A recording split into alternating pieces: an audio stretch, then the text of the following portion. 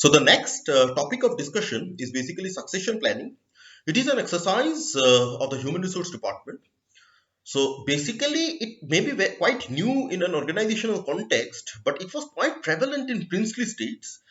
Now, where a hire was nominated and he was groomed so that he would become the successor of a king. Hire মানে উত্তরাধিকারী। তো ওকে nominate করা হতো, ওকে groom করা হতো, so that whenever the kingship would be over of a particular king, he can take the position of the king. So you can understand that succession planning or succession is basically coming into position which is falling vacant or which is likely to fall vacant in the near future. But the exercise which was prevalent in princely state and the exercise in an organization to determine the successor of a senior employee is there is a slight difference in that, because in case of a princely state, probably the hire or the successor should be from the same family, but the organization has a freedom that he can select the successor both from within the organization or from outside also. But generally, whenever you speak of succession planning or whenever you speak of identifying the successor, it mainly refers to identifying someone from within the organization. Again, another point of difference is that in case of succession planning in the princely states, where an heir was identified, there probably one particular successor was identified of the king. But in case of an organization, a succession plan is being carried out where a number of successors have been identified to fill up the key positions in the organizations, strategic positions in the organization. So this is mainly the difference between the succession planning exercise which is carried out in an organization and the succession planning which we understand that used to happen in case of princely states. So there are basically three main activities that in case of succession planning that the human resource department has to carry out.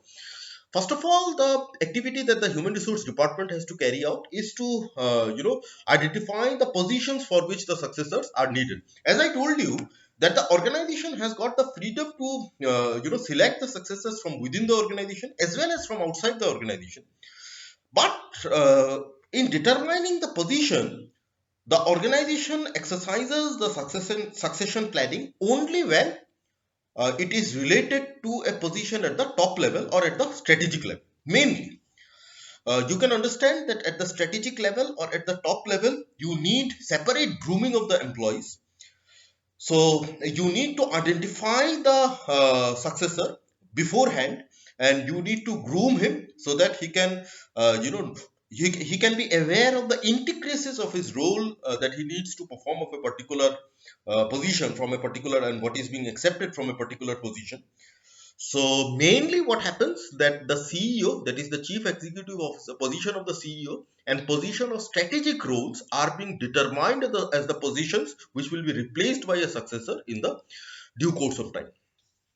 The second decision that the organization needs to take is determining the successor or identification of the successor. Now, this identification of the successor could be either the successor could be identified from either within the organization or from outside the organization, depending upon the organizational practice. Then it is about grooming the successors. So, grooming of the successors basically means training the successor so that he is fully equipped to take up the position for which he has been identified. Now, in case of internal successor, the organization has sufficient time to groom the successor. So the internal successor is being identified beforehand and he is being groomed so that he can take up the position. In case of external successor also, the successor would be identified beforehand and he is given the training, he is given the necessary grooming by which he can take up the position. But in case of external succession planning, the organization has much less time to conduct the succession planning. Whereas in case of internal succession planning, the organization has got considerable amount of time in which the successor can be groomed. So, but generally, when we speak of succession planning, we understand a successor from within the organization. He has been groomed, and he will take up the position of a senior employee who is on the verge of retirement or who has decided to resign from his post and take up some other post in some other organization. So this is how we come to an end of the discussion. I hope the discussion would facilitate your understanding, but you go through the notes. It should not happen that you are confused regarding how much notes have been circulated. Till now I have given 3 notes. 2.1, 2.2, and 2.3 are the numbers of the notes that I have given, that I have circulated in the WhatsApp group, that is related to the concept of human resource planning, the steps involved in human resource planning, and today the concept of HRIS, human resource information system, and succession planning.